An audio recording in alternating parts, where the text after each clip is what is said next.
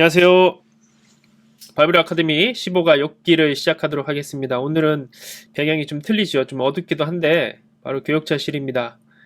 오늘 사실 월요일인데 또 밤이 늦어서 이 형광등 불빛으로 이렇게 비추다 보니까 화면이 굉장히 어둡습니다. 지난 주간에 좀 촬영을 했어야 되는데 미루다가 계속 못하고 있다가 오늘 월요일까지 이렇게 작업을 하게 됐습니다. 최고의 작가는 마감이라는 말이 있습니다. 내일 당장 올라가야 되니까 오늘 이렇게 끝까지 하게 되네요. 하면서도 또 주신 은혜들을 이렇게 발견합니다. 여러분들도 그 은혜 함께 나누고 지금 바이블 아카데미 쭉 보니까 처음에 했던 열기와 다르게 조금씩 식어가는 부분들이 있는데 여러분들 지치지 마시고 또 오랜 시간 봐야 되는 성경입니다. 이번 기회에 정말 하나님이 주신 은혜로 한번 성경의 뼈대를 세우고 그 위에 살을 붙이고 또 여러분들이 직접 말씀을 읽고 묵상하면서 하나하나 하나님이 주신 의미들을 발견해 나간다면은 이 바이블 아카데미가 굉장히 중요한 기초를 쌓는 도구가 될 것입니다. 여러분들 놓치지 마시고 함께 끝까지 함께 합시다. 욥기의 뜻은 사람의 이름입니다. 어원적 의미는 이 욥이라는 말이 좀 불분명한데 어떤 원수와도 관계 있고 내 아버지가 어디 있는가 이란 뜻을 가지고 있는 단어와도 좀 어원적으로는 연관이 되어 있다곤 하지만 분명한 뜻은 없고 욥이라는 사람의 이름입니다. 욥이 실제 인물이 아니라 어떤 문학적인 인물이라고 주장하는 사람들도 있습니다. 그러나 에스겔 14장 14절에 보면은 에스겔은 욥기서 외에 처음으로 욥을 언급한 성경입니다.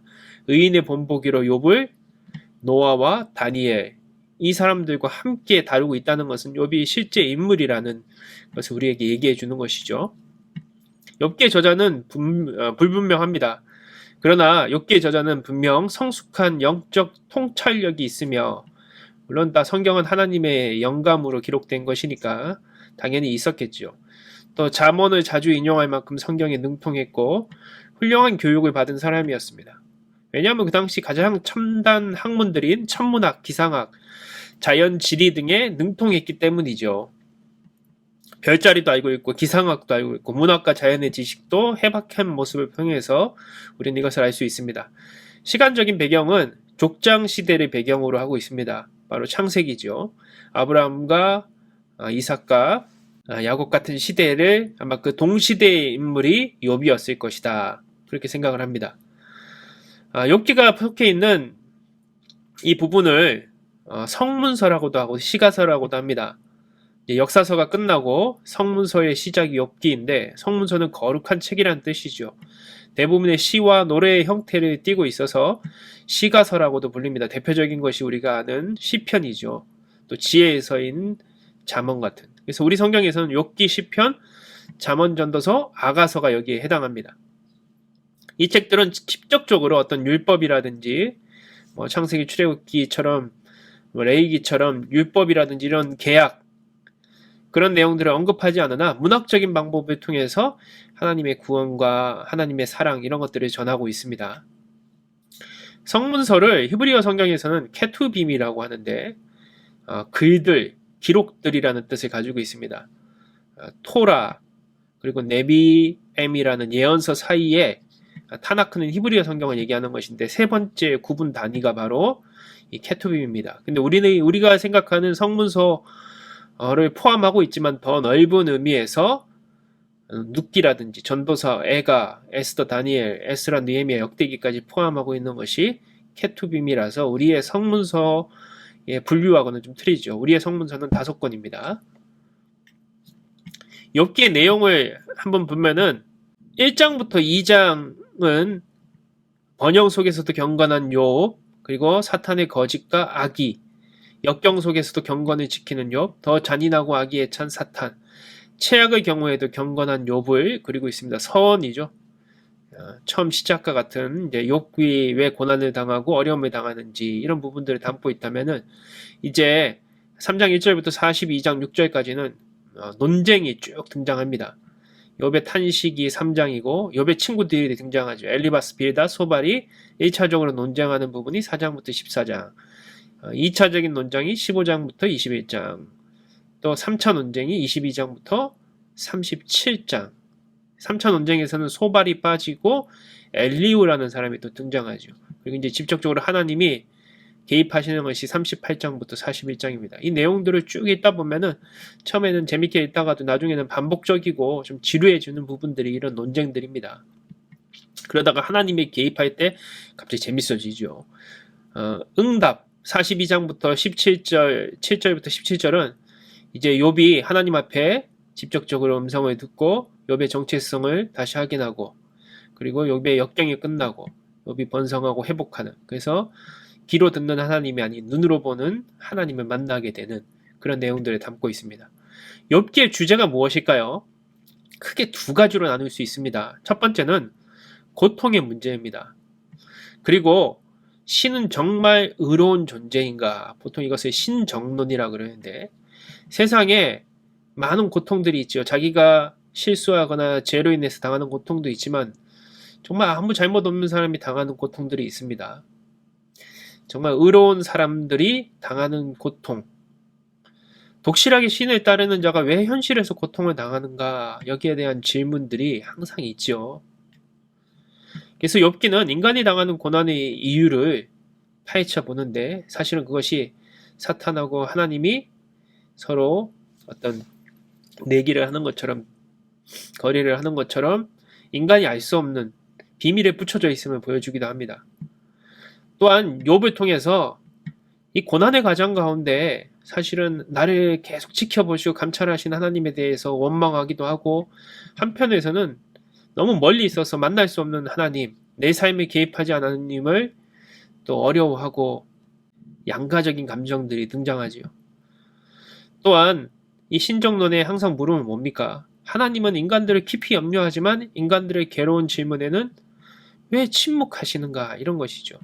그래서 욥기는 하나님의 전능함과 양립할 수 없는 것처럼 보이는 현실의 악과 고통의 문제에 대해서 신학적인 질문을 하고 대답하는 것입니다. 그래서 욥기는 보통 이렇게 많이 다루고 있는 주제가 이런 쪽으로 해서 욥기서를 봅니다. 고난당하는 이유가 무엇일까? 하나님은 정말 그 가운데 계신가?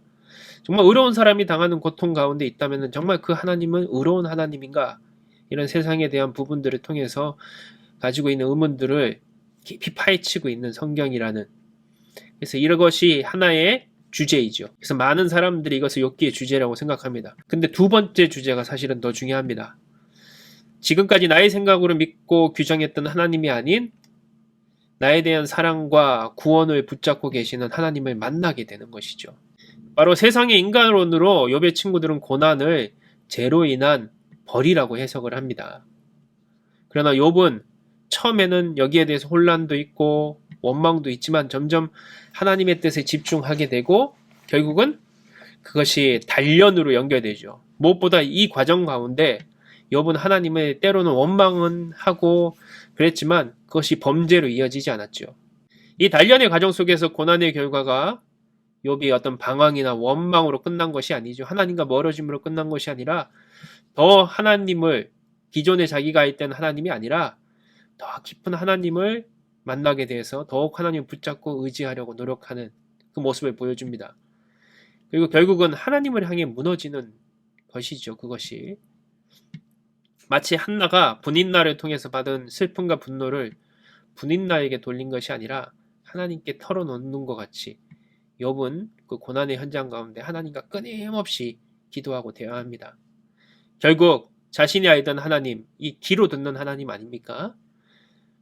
아닌 진짜 어떤 상황에서도 자신을 사랑하고 구원하시는 하나님, 눈으로 보는 하나님을 만나는 것이죠.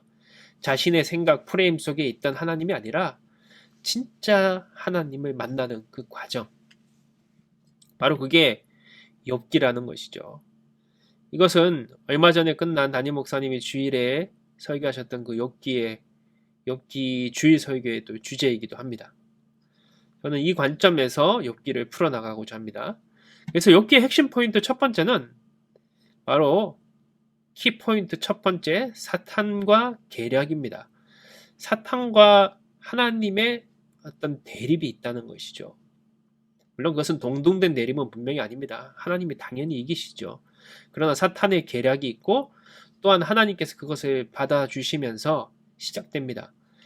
사탄이란 어떤 존재입니까? 존 밀턴의 신라권이라는 책에 나오는 사탄을 묘사한 기스타프 도레의 그림입니다. 인간의 모양을 하고 있지만 사실 사탄은 하나님의 천사들 중에 한 명이었다고 하지 않습니까? 교만에 의해서 하나님과 되고자 해서 타락한 천사. 그러나 그 뒤에는 이렇게 검은 날개를 가지고 있죠. 항상 번뇌와 절망 속에 있습니다. 사탄이라는 고유명사로 등장하는 것은 구약성서 욥기에 처음 등장을 하는데 히브리어로 적대자라는 뜻을 가지고 있습니다. 본래는 원수 또 적대자라는 뜻을 가진 보통 명사였는데 창세기에 하와를 꼬드긴 뱀과 요한계시록에 미카엘과 싸우는 붉은 용이 또한 사탄이기도 합니다. 이건 동양의 용인데 이제 서양에서는 이 용이 바로 사탄이죠. 요한계시록 12장 9절에 보면은 큰 용이 쫓기니 옛뱀 곧 마귀라기도 하고 사탄이라고도 하며 천하를 꿰는 자라. 그가 땅으로 내쫓기니 그의 사자들도 그와 함께 내쫓기니라. 중세시대에 묘사된 사탄은 사실 염소와 사냥의 머리를 가진 사람으로 이렇게 표현을 합니다. 예수를 따르는 사람을 성경을 보면은 양이라고 하고 따르지 않는 사람을 염소에 비유하지 않습니까? 거기서 유래된 것입니다. 욥기에 등장하는 사탄의 다른 이름은 바로 니오야단입니다. 이렇게 흔히 우리가 악어라고 생각하는데 악어하고는 다르지요. 니오야단은 사탄이고 사탄의 본질은 무엇입니까? 교만이죠. 욥기 41장 34절 보니까 그것은 높은 자를 내려다보며 모든 교만한 자들에게 군림하는 왕이니라. 이사야 27장 1절을 보니까 여호와께서 그의 견고하고 강한 칼로 날랜 뱀 니오야단 곧 꾸불꾸불한 뱀 니오야단을 벌하시며 바다에 있는 용을 죽이시니라. 사탄의 계략은 무엇입니까? 사탄과 하나님이 대립하는데 믿음의 근거가 무엇입니까? 사탄은 우리를 이렇게 꿰는 것이죠. 원인, 까닭 있는 믿음이라는 것이 모든 것은 다 까닭이 있다는 것이죠. 왜 교회를 다니냐? 복받기 위해 다닌다. 사탄의 모든 믿음과 거기에는 이유가 있다 라고 유혹을 합니다. 그러나 하나님께서는 우리가 까닭 없는 그 사랑으로 우리를 품어주시죠. 하나님은 죄인된 우리를 위해서 생명을 내어주시며 우리를 향한 당신의 사랑을 확증하십니다. 바로 이것이 하나님의 까닭 없는 사랑을 보여주는 가장 큰 하나님의 사랑이죠. 사탄이 꿰는 목적이 무엇입니까? 죄로 인해서 우리를 분리하고 하나님으로부터 멀어지게 하는 것이죠. 사탄이 우리를 모든 것을 두렵게 하고 고난을 주고 시련을 주는 것이 무엇입니까? 욥처럼 하나님을 떠나게 만들려는 것이죠. 욥은 분명히 그것을 이겼지만 사탄이 기대했던 것은 욥이 하나님을 원망하고 멀어지게 하는 것. 그러니까 우리가 죄라는 것이 무엇입니까? 다 하나님과 멀어지게 하는 것은 다 죄라고 생각하면 됩니다. 하나님은 어떤 분이십니까? 우리를 하나 되게 하시는 분이죠. 과정은 무엇입니까? 고난을 주는 것입니다. 사탄은 고난, 이 시련을 통해서 멀어지게 합니다. 그러나 하나님은 고난을 통해서 우리를 하나님과 더 가까워지게 단련하게 하시는 것이죠. 욥에게 기대하고 바란 것, 욥이 결국은 이룬 것이 바로 이것이죠. 우리 주변에도 보면 고난을 당하면 더 시험에 들고 교회 안 나오고 기도 안 하는 사람이 있는 반면에 어떻게 하든지 하나님 앞에 엎드려지고 무너져서 한나처럼 원망의 대상을 다른 사람에게 돌리지 않고 하나님 앞에 기도로 나가려고 하는 사람들이 있지 않습니까? 그런 사람들은 고난을 통해서 하나님을 만나게 되는 것이죠. 그러나 시험에 들었다고 하는 사람, 더 예배 안 드리는 사람, 고난을 당했을 때 그런 사람들은 고난을 통해서 하나님과 멀어지게 되는 사탄의 계략에 빠지는 것입니다. 사탄은 1장에서 2장까지 등장합니다. 이게 실제적인 등장이지만 친구들의 주장을 통해서 사탄의 이 은근한 계략들이 친구들의 논쟁들 속에서 인과론이죠. 원인이 있으니까 결과가 있는 것이다. 사랑이 없는 또 충고들을 합니다. 이런 것도 다 사탄의 계략이라는 것, 사탄의 방법이라는 것이죠. 여러분, 충고라는 것은 좋은 것이지만 사랑이 없는 충고는 사람을 죽이는 것이지 않습니까? 결과가 무엇입니까? 하나님과 분리되는 것이죠. 결과가 무엇입니까? 하나님은 화해하고 화평하게 하시는 것입니다. 그래서 결국은 내가 죽게 대하여 귀로 듣기만 하였사오나 이제 눈으로 주를 배움나이다. 이 목소리를 듣고 싶어 하셨던 하나님. 죄로 인해서 유혹에 빠지면 어떻게 됩니까? 욕심이 생기고 욕망이 생기고 비교하게 되고 결국 두려움과 불안한 삶을 삽니다. 그러나 하나님과 동행하면 인내와 연단과 소망과 믿음의 삶을 살게 되는 것이죠. 사탄이 이런 계략에도 불구하고 결국 하나님은 사탄을 이기죠. 하나님의 승리입니다. 인간의 힘으로는 또 실력으로는 마귀를 절대 이 사탄을 이길 수가 없습니다. 싸워봤자 백전백패예요. 욥기도 보면은 그것이 일어나면 이 사탄이죠. 니워 야단 용서라도 두려워 달아나리라. 왜냐하면은 사탄의 중요한 계략 중에 하나는 죄거든요. 죄로 유혹을 해서 죄를 사슬처럼 묶어버려서 구원받지 못하는 존재로 만들어버리는 것이죠. 그렇게 생각하게 만드는 것입니다. 그런데 모두가 다 죄인이지 않습니까? 로마서를 보니까 유대인이나 헬라인이나 다 죄 아래 있다고 우리가 이미 선언하였느니라. 기록된 바 의인은 없나니 하나도 없으며. 그러나 죄를 고백하고 하나님의 용서를 받아들이고 이것이 바로 구원의 시작이죠. 그리고 사탄이 정말 막고자 하는 것입니다. 사탄은 하나님 앞에 나아가는 걸 막고자 하는 거예요. 죄를 깨닫는 것을 막고자 하는 것이죠. 눈물의 해결을 막고자 하는 것입니다. 아무리 니워 야단이 거품을 물고 두렵게 휘감아와도 더 강하신 하나님이 우리를 구원하십니다. 시편 74편 14절 보니까 니워 야단의 머리를 부수시고 그것을 사막에 사는 자에게 음식물로 주셨으며. 하나님은 니워 야단을 제압하실 수 있는 분이죠. 욥기 41장에도 이 앞뒤를 중략하고 늘름한 체구에 대하여 잠잠하지 아니라 누가 그것의 겉가죽을 벗기겠으며 누가 그것의 턱을 벌릴 수 있겠느냐. 사람은 할 수 없지만 하나님은 하신다는 것입니다. 바로 이 모든 것이 무엇을 상징하고 연결되어 있습니까? 니워 야단을 깨트린다.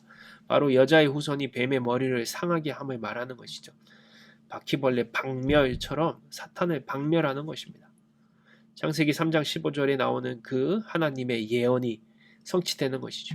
내가 너로 여자와 원수가 되게 하고 내 후손도 여자의 후손과 원수가 되게 하리니. 뱀에게 얘기한 것입니다. 사탄이죠. 여자의 후손은 내 머리를 상하게 할 것이요 너는 그의 발꿈치를 상하게 할 것이니라 하시고, 여자의 후손이 뱀의 머리를 상하게 한다는 표현은 그리스도로 인해서 마귀를 멸하신다는 말씀입니다. 결국 예수 그리스도가 이기신다. 그리고 예수님이 이기신다면은 예수님 편에 있으면 우리도 이긴다는 것이죠. 그래서 우리는 사탄을 이기려고 하는 것이 아니라 예수님 편에 서려고 하는 것입니다. 그래야지 승리할 수 있는 것이죠.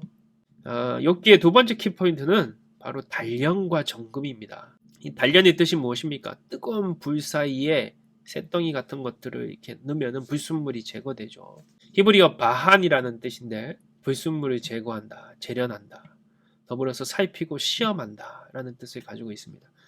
단련의 목적이 무엇일까요? 단련은 강해지고 순전해지는 것입니다. 그런데 더 중요한 목적이 있습니다. 바로 이 하나님께서는 우리를 단련시키시는 이 고난과 시련의 불 가운데서 무엇을 얻기 원하시냐? 내가 정말 하나님의 사람인가? 내가 정말 하나님을 믿고 있는가를 시험하시고 합격하기를 원하신다는 것입니다. 이게 바로 욥에게 내린 하나님의 단련의 과정이죠. 그리고 하나님 앞에 인정받는 사람이 되는 과정입니다. 출애굽한 이스라엘 백성들이 바로 그 과정 가운데 가나안으로 들어갈 수 있었던 것이죠. 오늘 우리의 삶에도 마찬가지입니다. 하나님은 우리를 단련하는 이유가 무엇입니까? 정말 하나님의 사람이라는 믿음을 가진 하나님의 사람, 용사로 만들기 위해서입니다. 단련에 중요한 키워드가 두 가지가 있습니다. 인과율 그리고 원인 없음입니다. 욥이 이렇게 고통당하고 있을 때 욥의 세 친구가 오죠.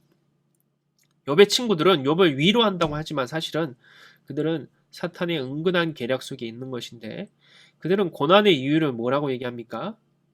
바로 이 단련되는 과정이 아닌 인과율로 여기죠. 인과응보라는 것입니다. 원인과 결과가 있다는 것이죠.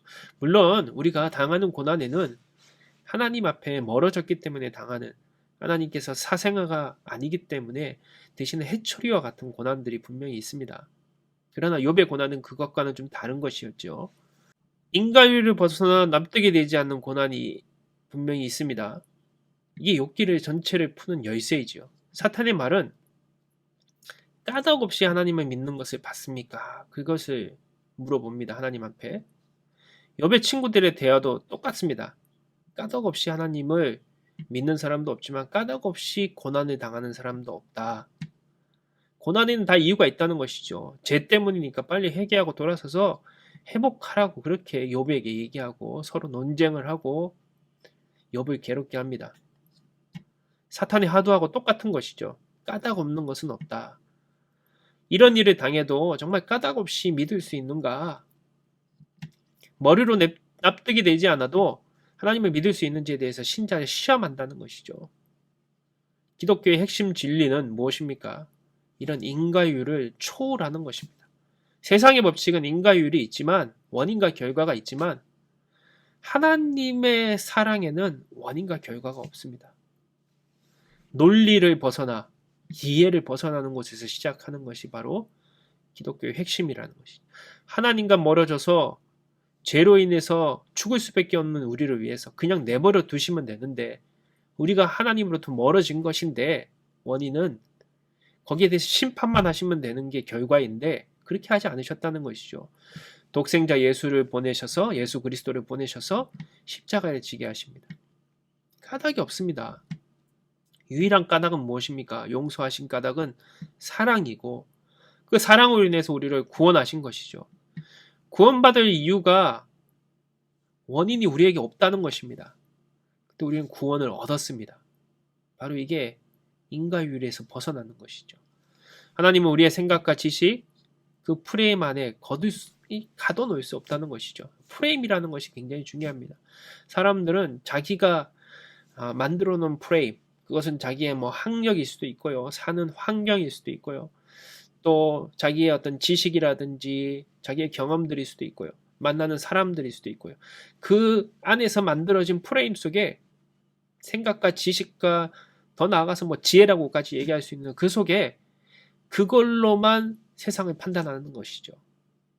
그래서 고난을 당할 때, 어려움을 당할 때도 그 프레임을 가지고 어떻게든지 해석하려고 하는데 그 해석의 결과가 무엇입니까? 인과율이라는 것이죠.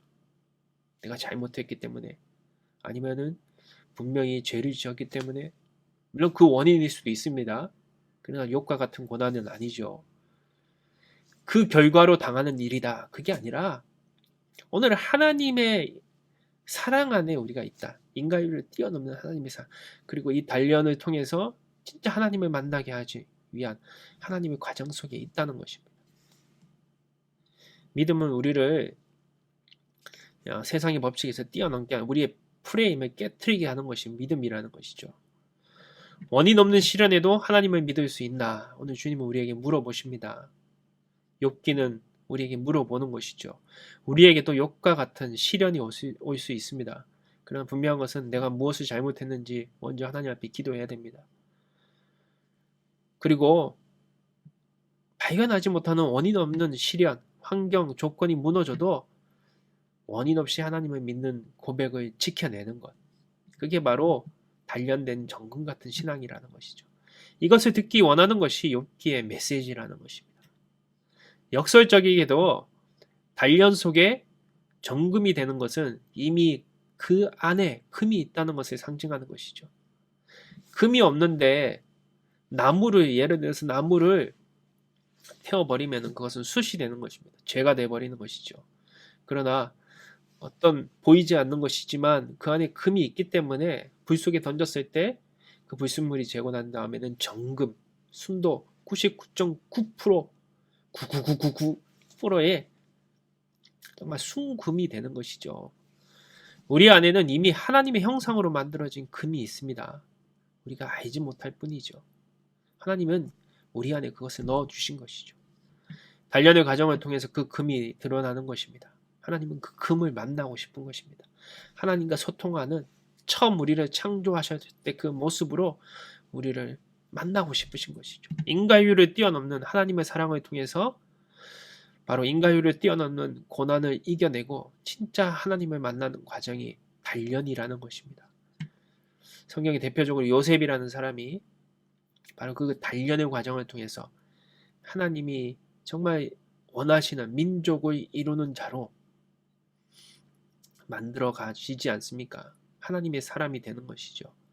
요셉이 채색옷을 입고 아버지의 사랑을 받았던 그 상태로 머물렀다면은 그는 커서 잘 먹고 잘 사는 사람은 될 수 있고 성공한 사람은 될 수도 있어요. 그러나 그는 하나님이 인정하는 사람, 하나님의 사람은 되지 못했을 것입니다. 왜냐하면은 그는 하나님이 그에게 원하시는 사명을 발견하지 못했기 때문에 그런 단련의 과정을 통해서 그는 고난과 시련을 통해서 그는 하나님이 정말 그의 삶에 원하시는 그 사명을 발견하게 되는 것이죠. 성경은 우리에게 단련을 통해서 정금을 만드는 과정을 알려주십니다. 성경을 읽어야 되겠죠. 욥기를 읽어야 되겠죠. 마무리하겠습니다. 욥기의 핵심 주제가 무엇입니까? 나의 생각과 판단, 바로 원인과 결과, 인과율이라는 그것을 뛰어넘는 하나님의 사랑을 만나라는 것입니다. 그것을 가능케 하는 것이 바로 단련입니다.